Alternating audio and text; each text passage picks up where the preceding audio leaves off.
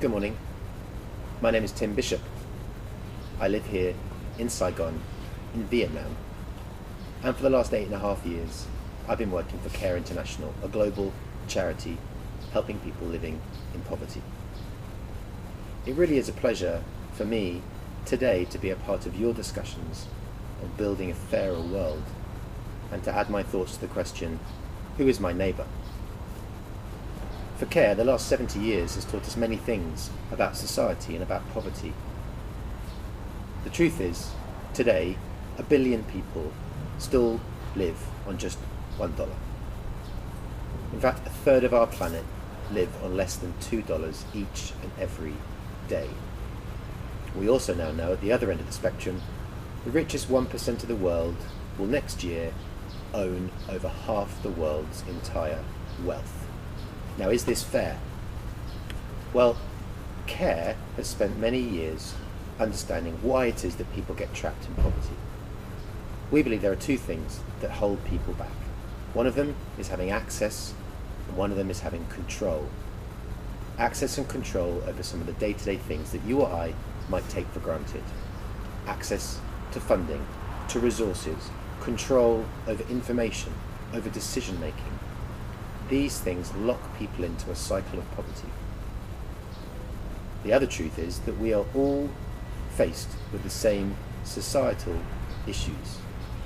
Whilst Vietnam might look very different to the UK on the surface of things, underneath, poverty, social injustice, healthcare issues, education issues are at the forefront of the things that we are all trying to overcome and improve upon. On that, we are in fact all united as a planet. And that's not to say that over the last few years, large-scale interventions from governments in particular haven't helped move things forward, because they have. Progress is being made.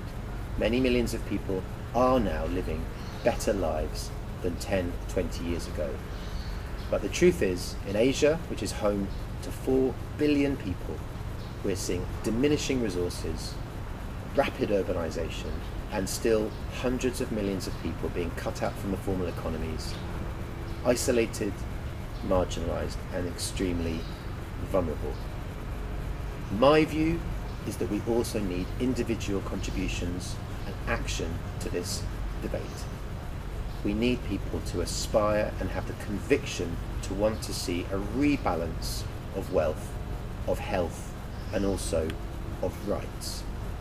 We want to not just be giving handouts to people, because nobody ultimately just wants that. We want to be giving people hand up. We want to be putting people back on their feet, instilling a sense of pride and empowerment so individuals can make their own paths on their own terms. I share the strong belief that it's a combination of the large-scale interventions and the actions that we as individuals can take forward which will make a difference. Our voices can count. Social media platforms like the one I'm using to talk to you today can help spread the word. But so too can different approaches and different ways of tackling this problem. CARE launched a new micro-lending initiative some years ago called Lend with CARE.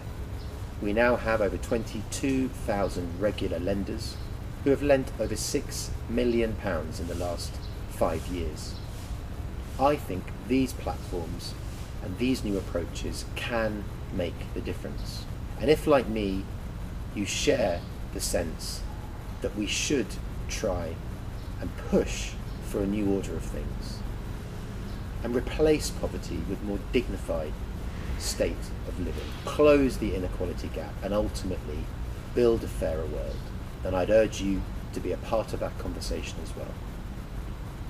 Thank you very much for allowing me into your conversations, and I leave you to answer the question, who really is my neighbour?